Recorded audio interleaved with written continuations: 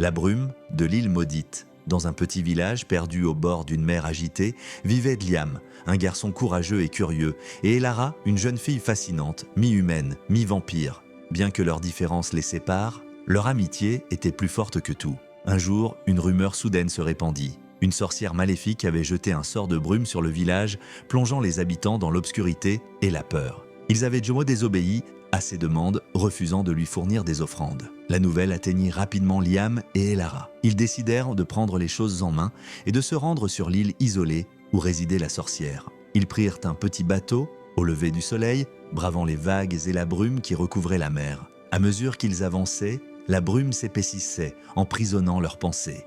Mais le cœur de Liam était gonflé de détermination et Elara, avec sa nature mystique, l'encourageait. Une fois sur l'île, ils furent accueillis par une atmosphère sinistre. Des arbres tordus et des ombres dansantes s'étendaient devant eux. Ils avancèrent prudemment, prêts à affronter la sorcière. Soudain, une voix caverneuse résonna. « Qui ose troubler mon domaine ?» Une silhouette se dessina devant eux, la sorcière vêtue de noir, ses yeux flamboyants comme du charbon. Elle riait, un son aigu et effrayant. « Vous venez pour me défier, petits imprudents ?»« Nous venons libérer notre village de ta malédiction », s'exclama Liam, déterminé. Elara, en s'avançant à ses côtés, ajouta « Ton pouvoir ne devrait pas écraser ceux qui n'ont rien à voir avec tes caprices. » La sorcière, amusée par leur audace, lança un nuage de brume sombre autour d'eux. Les ombres s'allongèrent, essayant d'engloutir Liam et Elara. Mais cette brume ne pouvait pas impacter leur bond inébranlable. Elana, grâce à son héritage vampirique, concentra son énergie, remplissant l'air d'une lumière argentée. Liam, armé d'une épée en argent que son père lui avait léguée, se précipita vers la sorcière, la lame scintillante contre la brume.